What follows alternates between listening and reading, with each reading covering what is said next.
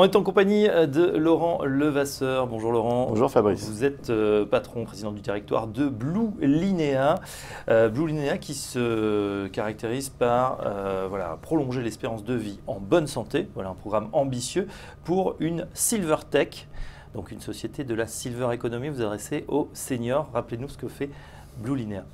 Alors Blue Linea est un opérateur de services et solutions connectées. Notre idée est assez simple, réussir à prolonger l'espérance de vie en bonne santé. Nous savons tous que nous allons vieillir très vieux et tout de suite on se dit mais dans quel état? Et nous, nous travaillons très certainement sur cet état, c'est-à-dire que tout simplement nous cherchons à réduire les facteurs de risque qui permettront ainsi à des personnes de vieillir mieux que d'autres. Voilà, alors comment ça se passe pratiquement? Vous adressez aujourd'hui 24 000, alors c'est quoi? C'est des patients, pas encore? Il y a des pathologies directes ou c'est simplement des gens qui ont envie de se remettre entre vos mains, puisqu'il y a, je crois, un petit boîtier, c'est sûr, ça s'adresse surtout aux familles et peut-être aux gens qui souffrent d'une certaine dépendance? Alors être âgé ne veut pas dire être malade, donc on n'emploie pas le terme de patient. Bien évidemment, on répond aux besoins de ces personnes de rester le plus longtemps possible chez elles. Donc on va les équiper de différents objets connectés. Donc on fait ce qui s'appelle du senior connecté, détecteur de chute, bouton d'appel, d'alerte H24, des bracelets pour des personnes qui sont Alzheimer par exemple. Et puis on va aussi connecter leur habitat pour pouvoir détecter différentes situations ou les aider aussi à le rendre un peu plus friendly. Et puis pour conclure, on a aussi équipé des EHPAD qui permet comme ça de les accompagner et d'assister aussi les soignants.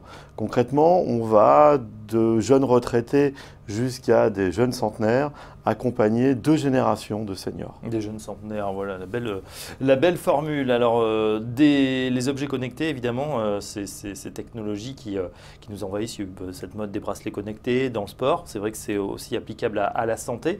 Il y a un grand mot aujourd'hui qui est très important, c'est la big data. Comment vous collectez, comment vous vous servez justement de cette big data aujourd'hui? Alors, il y a 2 ans, je pense que vous vous souvenez, il y avait une fashion, il y avait tout un bruit autour des objets connectés. 2 ans plus tard, on en entend un peu moins parler. Chez nous, c'est surtout un quotidien. On équipe des personnes âgées avec un but, un objectif qui n'est pas de porter cet objet connecté, mais qui est bien d'accompagner d'un point de vue psychosocial ces personnes. Donc on se sert de ces objets connectés comme d'outils de récupération d'informations, et puis on a tout un personnel H24 qui les accompagne. Donc nous on a trouvé des valeurs d'usage qui vont bien au-delà du petit gadget qu'on a tous porté à un moment. Mais qu'on laisse maintenant au fond d'un tiroir. Pour ces gens-là, c'est vrai que, enfin pour des personnes âgées effectivement qui peuvent être Alzheimer, qui ont aussi des pathologies, ça peut être vital. On se dit justement que ces objets connectés, au final, on voit qu'ils n'ont pas une énorme valeur ajoutée. La valeur ajoutée, ça va être du côté du service que propose Blue Linea. Les valeurs d'usage, c'est ça. Ce sont bien les services que l'on définit. On met en place par exemple un détecteur de chute. OK. L'année dernière, par exemple, avec aujourd'hui un peu moins de 25 000, quasiment 25 000 particuliers connectés et abonnés à nos services, on a détecté plus de 6 000 chutes l'année dernière.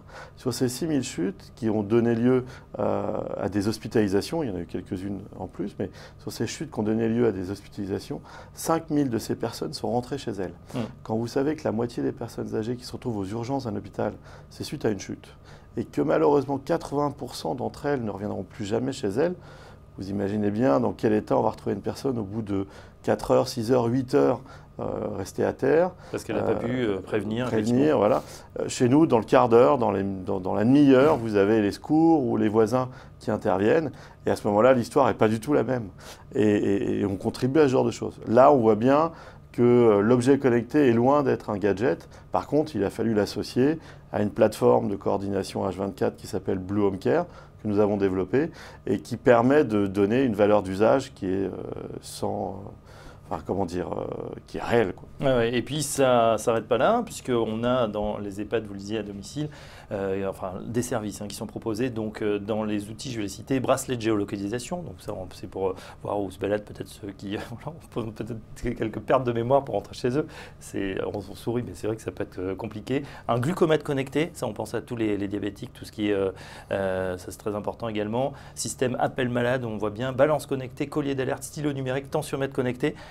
Bon, il y en a comme ça, vous déclinez à chaque fois comme ça ce qu'on trouve dans la trousse à pharmacie. Maintenant, vous mettez de l'électronique dedans. Alors, pour pouvoir se développer, nous avons d'abord trouvé toute une série de services qui n'étaient pas qualifiés de e-santé au départ. C'est pour ça qu'on parle de Blue Linea comme étant une silver tech. C'est-à-dire qu'on est à la marge entre la santé et le social. Et puis maintenant, oui, on commence à déployer des solutions de plus en plus colorisées santé, e-santé. Pourquoi? Parce qu'en effet, suivre le niveau de glucose, le poids, la tension à distance a là aussi une utilité. Maintenant, il faut toujours qu'on trouve des modèles économiques. Aujourd'hui, on a trouvé facilement des modèles économiques dans ce qu'on appelle un B2C, avec de la vente aux particuliers d'abonnements autour de j'accompagne vos grands-parents ou vos parents. Sur la partie santé, il y a encore des modèles économiques à trouver. On le voit bien avec d'autres entreprises qui sont que sur ce créneau. Elles mettent du temps à décoller. Nous, on a bénéficié d'une première phase de développement en évitant de faire de la télémédecine. Aujourd'hui, il n'est pas impossible que nous allions dans ce vecteur-là. Mais vous verrez qu'entre-temps, on va s'intéresser aussi beaucoup à l'habitat connecté, s'intéresser à l'habitat, à l'espace de vie d'un senior ou même d'une famille, peut permettre de faire un care management ou peut permettre aussi d'accompagner ces personnes de manière assez pertinente et non intrusive. Ouais, la maison domotique pour, par exemple, simplifier le quotidien des personnes à mobilité réduite. Dans les derniers développements, on a également, c'était un communiqué juste avant l'été, signé la reprise de 5200 nouveaux abonnés, notamment dans tout ce qui est service en téléassistance pour les personnes atteintes d'Alzheimer. Comment justement est-ce qu'il y a des acquisitions comme ça, des pools de patients ou voilà, que vous pouvez acquérir facilement plutôt que d'aller faire du porte-à-porte avec l'ensemble de vos commerciaux?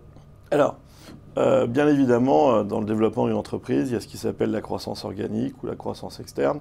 Là, c'était surtout une rencontre intéressante où une petite plateforme qui était à Mougins avait 5000 abonnés, Alzheimer et aussi d'autres services, et qui avait besoin de se renforcer, il y avait besoin de pouvoir avoir un niveau d'activité plus importante. Donc ça a été quelque chose de gagnant-gagnant. Moi, je ne parle pas d'acquisition pure et dure, parce que ce n'était pas ça. C'était une reprise partielle d'un fonds de commerce, avec pour nous la signature aussi en parallèle d'une convention de sous-traitance avec cette plateforme qui leur permet aujourd'hui d'officier en notre nom. Et ça permet comme ça de pouvoir limiter les risques en ayant plusieurs plateformes H24 en France, ce qui est notre cas aujourd'hui. Oui, voilà. Bon, sur Téléfinance, on aime aussi les chiffres, évidemment. Blue Linea, où en êtes-vous? La société est cotée depuis quelques années maintenant. Quel est le plan de marche? Est-ce que ça se déroule comme prévu? Alors, on sort d'une période assez tumultueuse, tout simplement liée à tout un travail d'évaluation de ce qui s'appelle notre crédit d'impôt recherche. Qu'avons-nous fait depuis notre création? La première phase, ça a été de développer une offre. On nous a qualifiés de start-up innovante dans la Silver Economy. Ensuite, nous avons rencontré un marché. En rencontrant ce marché, nous avons donc développé des solutions et des abonnements. Donc nous avons fait plus de 900% de croissance durant 4 ans. Ensuite, nous avons pris la décision de structurer cette start-up innovante pour qu'elle devienne une ETI à croissance rentable.